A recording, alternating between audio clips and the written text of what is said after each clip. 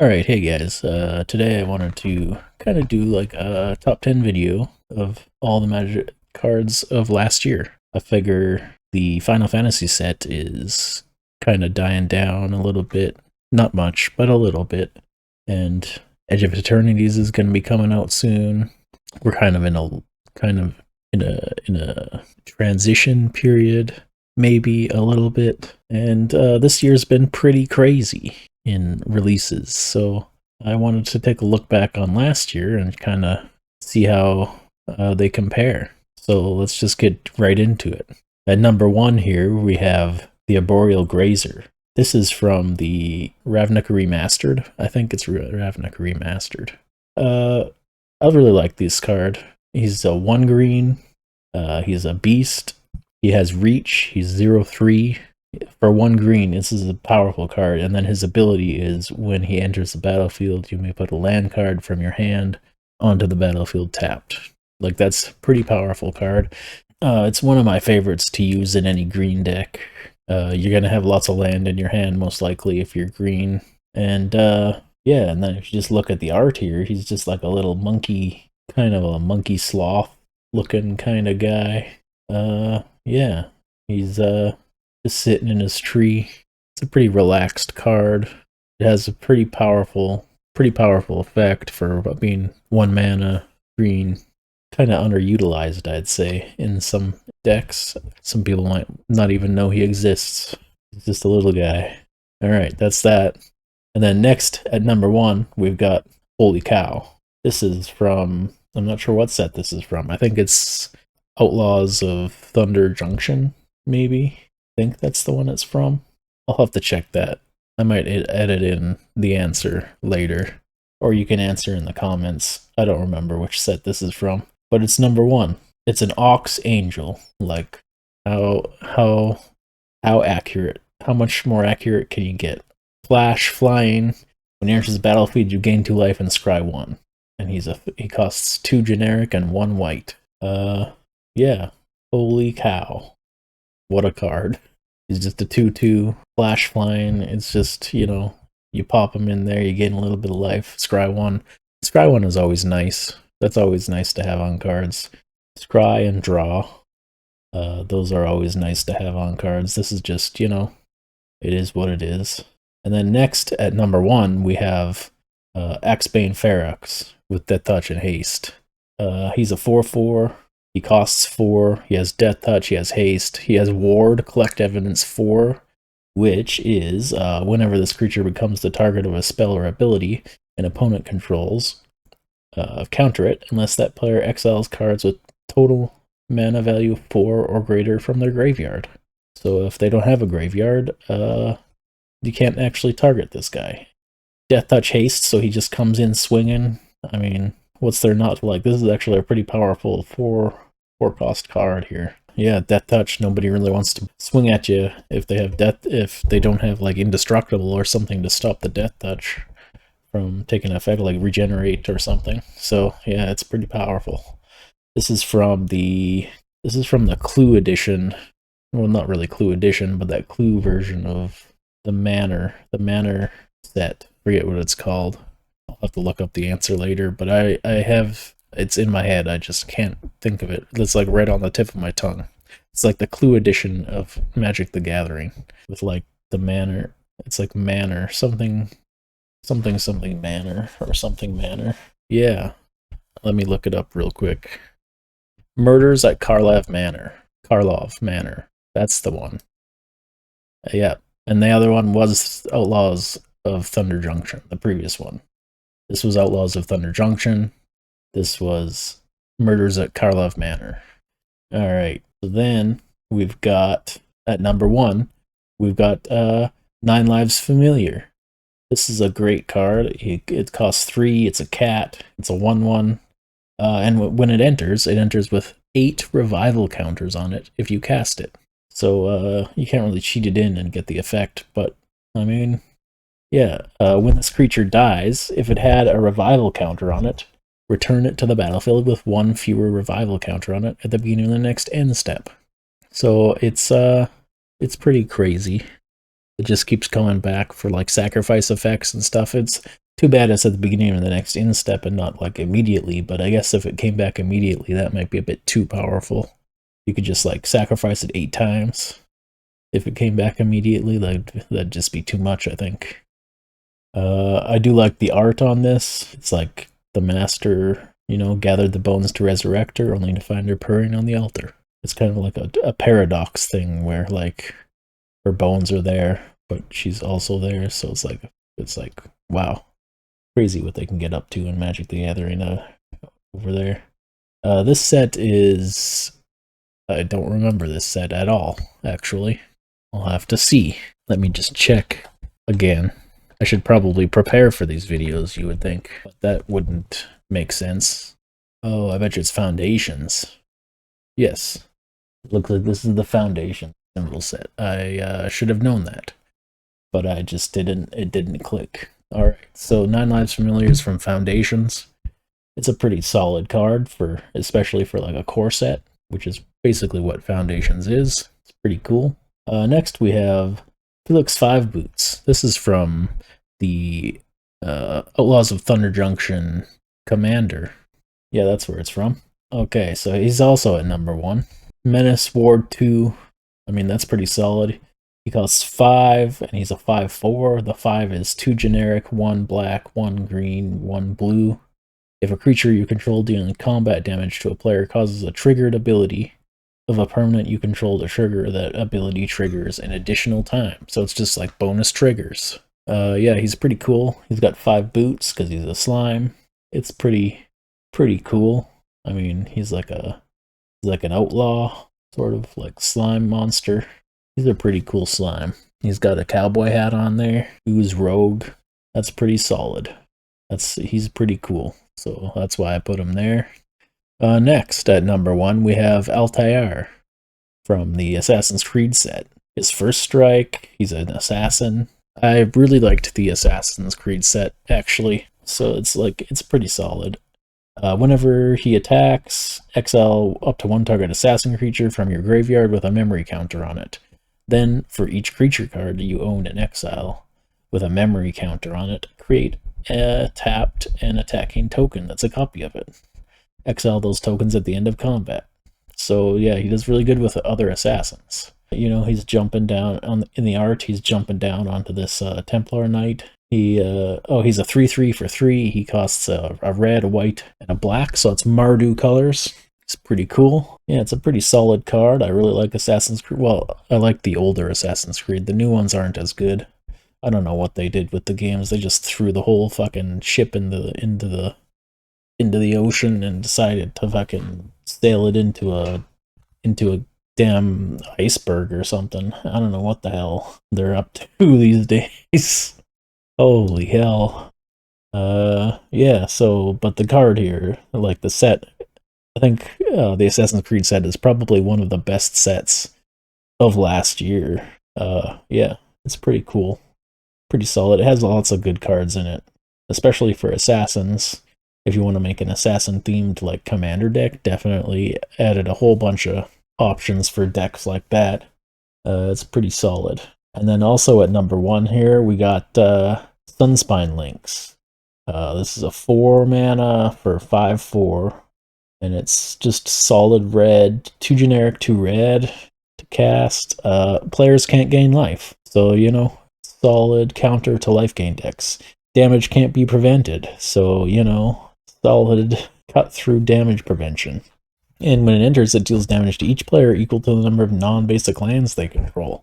And in Commander, that's pretty powerful because lots of people hardly even use basic lands, especially in my play group. We definitely use way less basic lands than should probably be in the deck to begin with, because non-basic lands are the way to go in Commander, even if it doesn't make sense for the deck. You just put non-basic lands in there, and yeah, you're good to go. I like the art on here. It's like a cat, elemental cat. He has like a sun coming out of his back and lasers shooting out. Like crazy.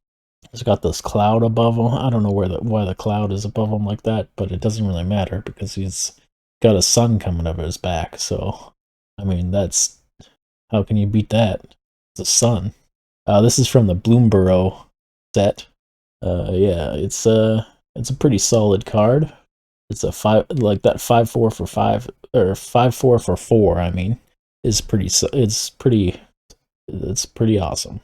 And then the other effects are just pumping it even further. Can't gain life, damage can't be prevented, and when it enters, it also deals damage. Like it's pretty crazy. If you just had flicker, if you had some way to flicker this back and forth onto the field, you could like just you could end someone. You could end somebody's whole commander career with this card if you flickered it. Especially because like non-basic lands are gonna be there if you're playing commander. It's a foregone conclusion in 99% of cases, I would say. Alright, and then next we have here Kozilek's Unsealing. This is actually a super powerful card, and I didn't know it existed until I went to make this video. It surprised me, and it's pretty crazy, because it's 3 mana, 2 generic, and 1 blue. You could find this and cast it with Zur the Enchanter. Like, it's blue, it's in his colors, and... Okay, so this is... I'm getting a little bit ahead of myself here. This is what it does. It's devoid, so it technically has no color, even though it has blue in the command, in the casting cost. So, and then it's an enchantment, and whenever you cast a creature spell with mana value 4, 5, or 6, you create 2 0/1 colorless Eldrazi spawn creature tokens. With sacrifice this creature, add a colorless.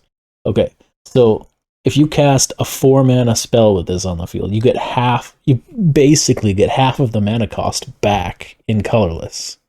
That's crazy. And then you can cast 4, 5, or 6. So it does the same for 5 or 6. You can get like a third of your mana cost back, or you cast a creature for 6. This works good even if you're not playing Eldrazi at all. And this is obviously, you look at the art and you can immediately tell it's an Eldrazi card. All other things aside, even like the void and all, like it's obviously just, even if you just had the art, you could tell it's an Eldrazi card. Yeah, and then whenever you cast a creature spell with mana value 7 or greater, draw 3 cards. Like, how? That's insane. And this only costs 3 mana to play? Like, that's crazy. This is an insane card, and that's why it's at number 1. Yeah, and I didn't know this one existed. I'm definitely gonna buy some copies of it and throw it in some of my blue decks. That's crazy. And it's actually not very expensive at all. It's like $1 or something. I can't remember how much it was when I looked it up, but it was it's like $1, I'm pretty sure. Let me look it up right now, actually. I just wanna see. Let's look on the ceiling. How much it is? Oh, it's like under $1. It looks like, but it's out of stock from this website that I just looked at. So I'm gonna just search it. Let me just search it on like Skyfall or something here. Yeah, it's under $1. This card is under $1. It's an uncommon, so I mean that's something, I guess. But still, this is crazy. This is a crazy effect. Yeah, Kozilek's Unsealing. Here we go. Okay, so that's that. And then, oh, this is from the... Which set is this from? I think this is from Modern Horizons. Let me find this real quick. I'll find the it was last year, Modern Horizons 3, I'm pretty sure. Yes, it's the Modern Horizons 3 card. So, you know, that's fucking crazy, and it should definitely be used more often, because that's crazy.